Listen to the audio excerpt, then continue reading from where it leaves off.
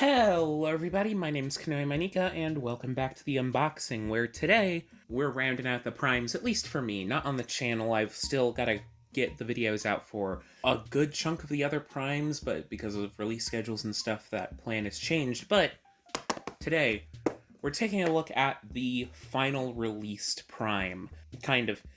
There's a lot of weird quibbling about that, but for me, this is the last released one that I really need. I might get that Sentinel if it goes on sale, but I already have a Sentinel, so I might not go for it, whatever. But today, we are taking a look at the last one of the most controversial ones, though a lot of them have been controversial. Because today, we are taking a look at the Transformers Age of the Primes Voyager class, Nexus Prime, the combiner boy who does not really do much combining in the package itself. But yeah, this one is, again, controversial, and from what I can tell, has a bit of a troubled design history. Because from the way people have talked about it and the way that designers have talked about it, I feel like there's like a particular like structure narrative that like happened. Basically, this was the last one designed, and when he was first revealed, there was a talk from the designers about them not really being sure what class to put him in, where to put him within the lineup, and they ended up going with the Voyager class. And I'm starting to think that wasn't entirely by like full-on choice, because when we heard like this general year's lineup, the general 2026 lineup for the line, we heard about a made-to-order figure. Marvel Legends had been doing some made-to-order stuff, so it made sense to hear about a made-to-order release for Transformers. And to be specific, that made-to-order release we heard about was Big Convoy. Said Big Convoy eventually got looped into the main line, taking up a leader spot.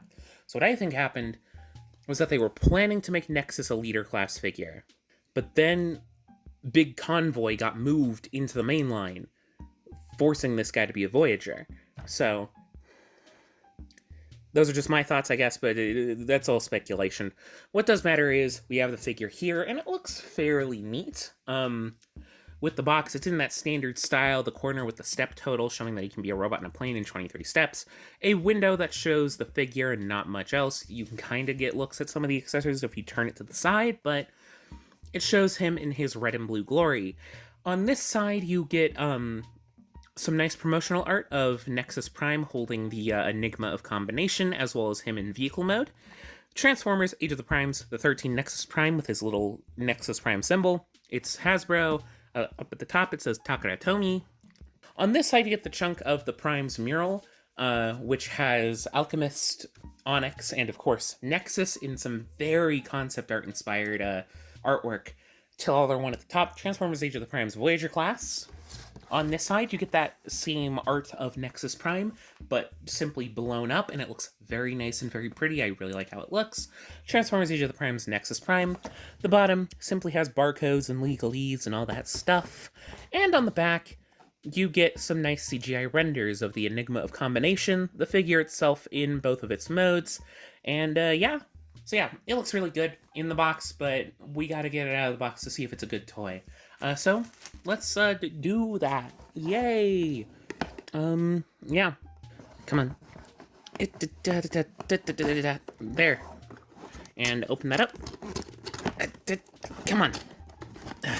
Very tight box, I apologize. But here we go with the box itself. So let's take everything out. Ooh. Yes, you get your usual legalese on the paper. You get the package of the figure, as well as a nice instruction booklet, which seems fairly standard. But yeah, let's start by getting everything out.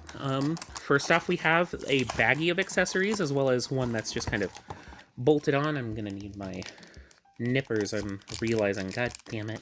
Fuck. So yes, here we have the baggie, which has our two main weapon accessories, which are also his wings. So here you have his blasters. As mentioned, they are the wings.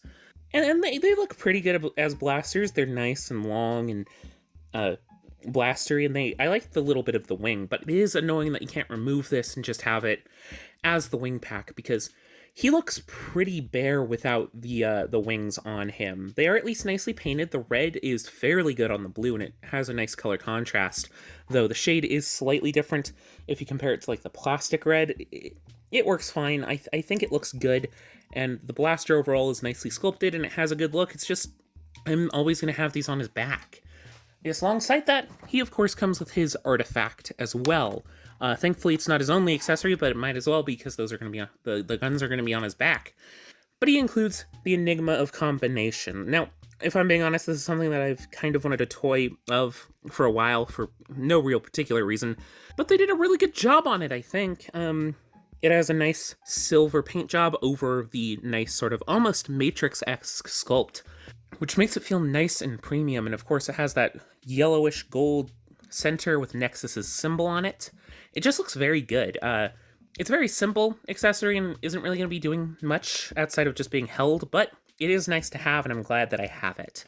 But yes, of course, that is his accessories. As a basic Voyager Transformer, he doesn't come with too much out of the ordinary, so he comes with about what you would expect. I do kind of wish he came with like a third blaster, just so he can hold it while the longer rifles are on his back, but but I'm sure you can find one that you aren't using with somebody else and then go with that. But yeah, let's get the figure itself out and see how he feels.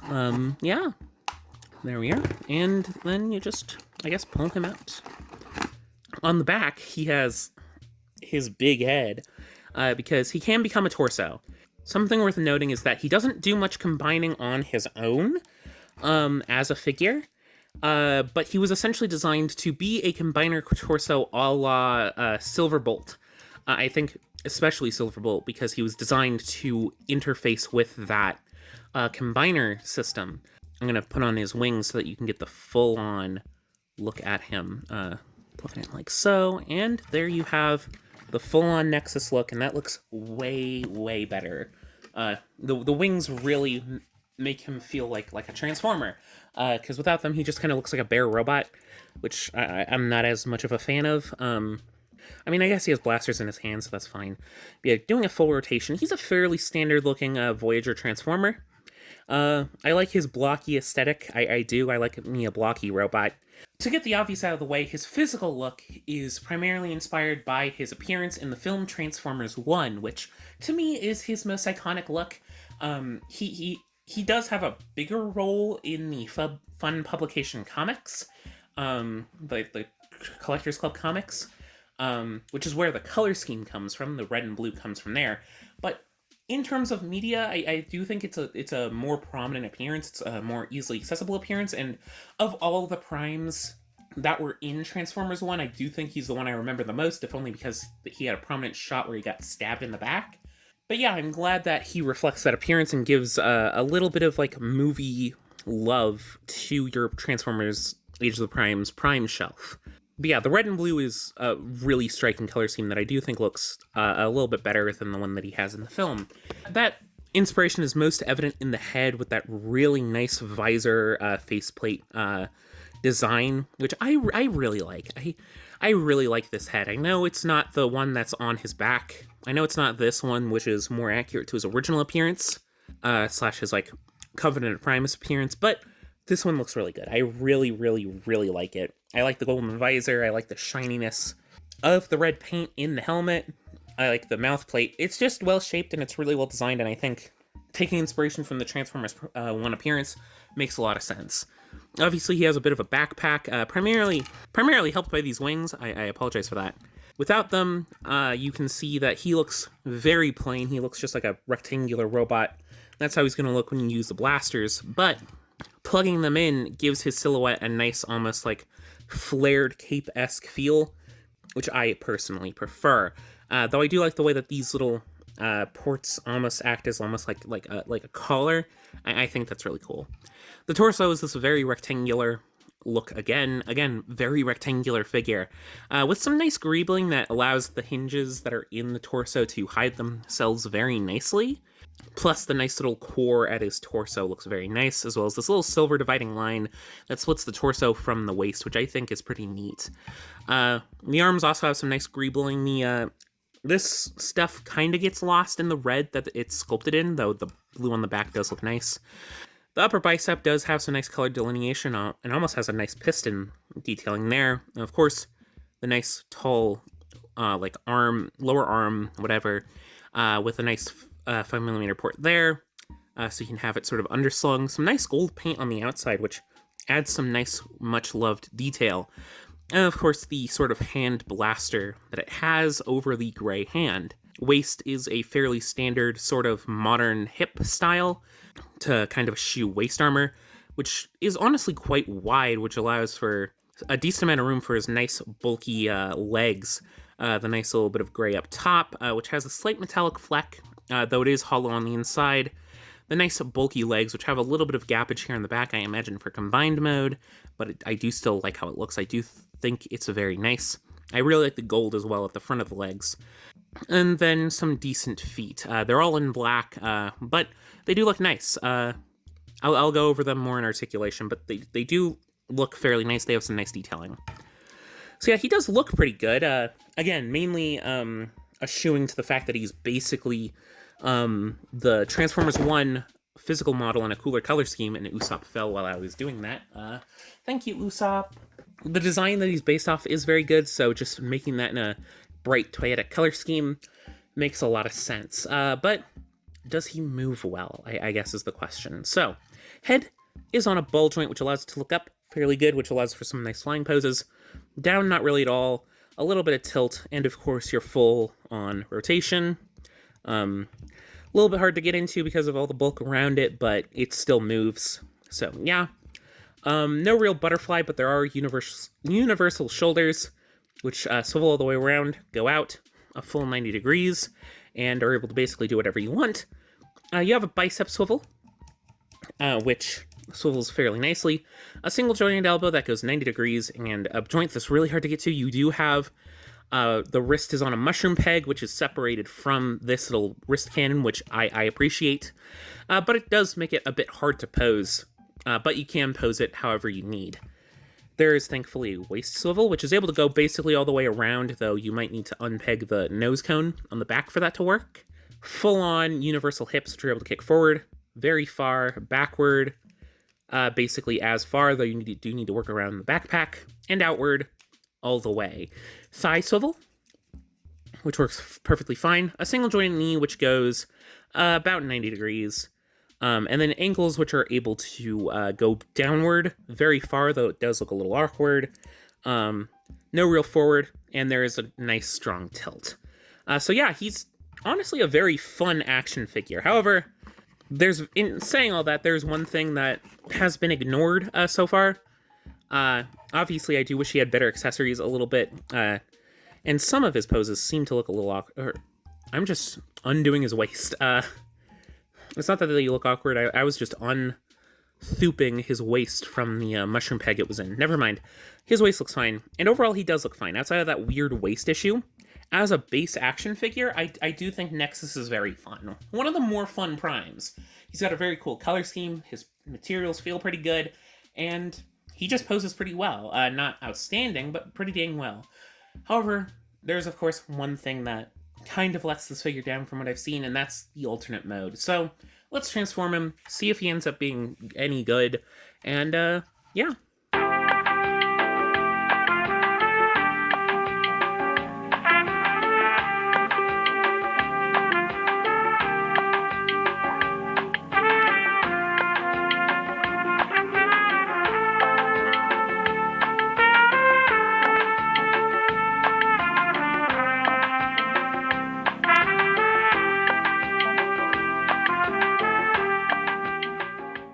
And here we have Nexus's vehicle mode, and yeah, it's pretty lazy.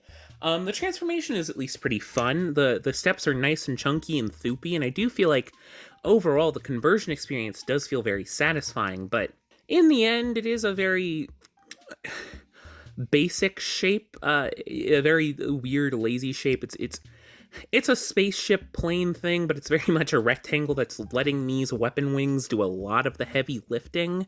Like, you've got this, like, big rectangular intake that does not go into the nose cone at all, and you have this big gap here at the back, though. I imagine it's somewhat helped if you plug it into the Superion backpack, because one of the main things is that you're kind of meant to use this alongside Superion. This can also be a combiner torso, which I believe the process of getting there is like that, essentially. There's probably more to it, but yes, you can get a combiner torso-y look out of it. It's essentially turning a combiner torso into a plane. Yes, you have the combiner torso head with a nice big posable neck, which I do appreciate. I think it's very nice. And this head sculpt, I'm gonna get a closer look at. It does look very nice. It's the Covenant of Primus rendition of Nexus, which is a very interesting look, but I do think it works. Though obviously the torso part is very much the enigma on a big gappy gap. I do think the head sculpt works. I like the visor, the weird mangled mouth plate, the chunks here up top, and these. But obviously he can't do any combination on his own. As he is now, he is a plane with a fairly nice nose cone, to be fair. I like the little wings here at the side, and I like the golden visor, even though mine came scratched out of the box. I do think some of the greebling does help this sort of weird, almost video gamey spaceship work. And I'm honestly charmed by it a lot more than other people. But I have to admit this does feel very lazy, especially given the increased price point of Voyagers this year. This is a $42 figure, and all it does is this. This would certainly be helped by a combiner torso, though I do feel like in comparison to the combiner torso commanders, it feels a little bit more worthwhile on its own, because there isn't just a bunch of stuff sitting off to the side that you have to pay like an extra $50 for. So that's nice, but for this one you will need to buy an extra combiner torso. A lot of people have been asking for a specific Nexus combiner torso, even though they've said that they're not going to do a specific one for him. Though, too, if I'm remembering correctly, I believe I'm stealing this idea from David M. Willis, the webcomic creator. Go check out his comics. He noted how, given the color scheme, and given the fact that he fits into Superion, he's probably intended primarily for the G2 Superion body. So, I guess just wait until they make a G2 Superion, kind of like how they're working on a G2 Menasor right now. And I feel like that'll fit, and then they are creating the rest of the limbs very soon, so I might get those other figures. But yeah, this robot mode, while I am charmed by its weird Galaga-esque shape, I think it's pretty cute, and the transformation is fun, and the base robot is fun. I think I have a hard time recommending this at full price. It doesn't really do the full gimmick that you would want it to, and I can't say that this is worth $40. I'm very much getting it as a completionist sake item, and also because I can make content out of it. But if you're just buying a Transformer, there are better Voyagers to get. But yeah, that's the video. I hope you enjoyed. If you did, leave a like on the video, letting me know I should do more videos like this. Comment whatever your thoughts are on the figure, on the primes, on the line, on the Transformers, or whatever. Be sure to check out the channel for previous content. I've covered a lot of the other primes so far, especially the ones that have come out in 2026. And be sure to subscribe, because I've got more primes coverage on the way if you want to hear my thoughts about some of the older ones. But yeah, outside of that, I hope you enjoyed, and I'll see you all in the next video. Bye-bye!